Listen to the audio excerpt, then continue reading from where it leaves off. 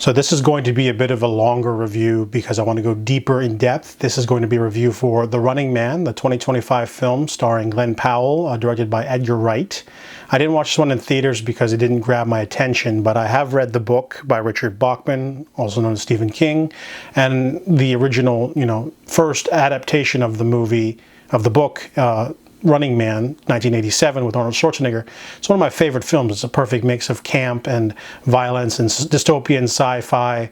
It's definitely an all-rounder for me, one of my favorite Arnold Schwarzenegger movies. So I've recently decided to check this film out, and I gotta say, really disappointed. Now I know why it didn't sort of shoot up into the stratosphere in terms of box office. Ben Richards this time is played by Glen Powell, and he doesn't have much in terms of character development. He has two sort of character aspects about him that they keep throwing into your face. He has an anger temper problem when it comes to authority, and he loves his family, and that's all Glen Powell really gets for the whole movie. Just every time he's talking, he's like, oh, I need to take care of my family, or I don't like the man, and it gets really repetitive. So he's not given much to work with besides that and some physicality. And the movie also tries to have its cake and eat it too, because it says it's trying to be like a closer version to the original Stephen King, Richard Bachman book. However, they start picking and choosing certain aspects from the 1987 film, such as Price and Laughlin being there, the executive offering Ben Richards' own show, the deep fake stuff from the 1987 film with Captain Freedom is in there too. So the movie's trying, why didn't they just bring everything and have the stalkers? That's one of the best parts of the 1987 film. Instead, this movie is sort of, the bulk of it's him just sitting on trains or planes or buses and having disguises because he's got to hide anywhere in America for 30 days in order to get $1 billion.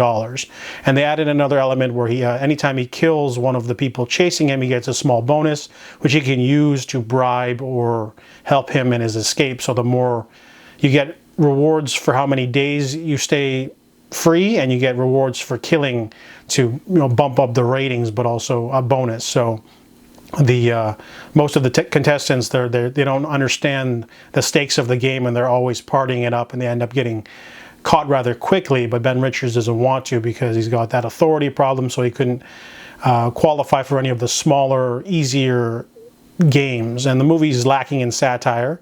I would say that the action scenes are not that great. Maybe around the halfway point where he meets Michael Cera's revolutionary character, the movie starts to pick up in terms of thrills, because there's a really great house assault and then a little Jeep sort of chase. Overall, though, the movie tries to have, as I said, it tries to be more than it says it is. It's trying to be like this revolutionary story, but that's not really what the original book was about. The original book was a lot more extreme, and that's probably one of the reasons why they changed the ending of this movie, and they changed, they didn't have the balls to use the original Running Man book ending, so it comes off as a sort of added third act reshoot kind of thing, where he just sort of, oh, he's back, oh, cut to black, everyone wins, all the bad guys lose, and it definitely lacks like character development for the villains too. I mean, there's a masked man who chases him, and he's not very theatrical, and none of the other hunters are. They're just generic goons in black.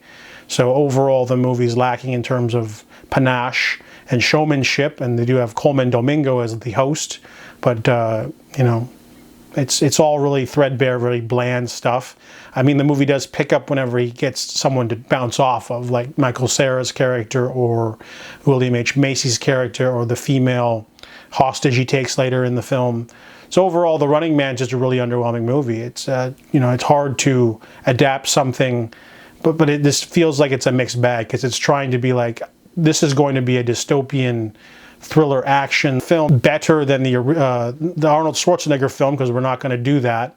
We're going to be closer to the book, but we're not actually going to use half the stuff from the book. We're going to change a lot of stuff, and we're going to cherry pick stuff from the 1987 film anyway, but we're not going to have the satire. So what are you left with? The Running Man was definitely a letdown for me. I give it a 5.5 out of 10.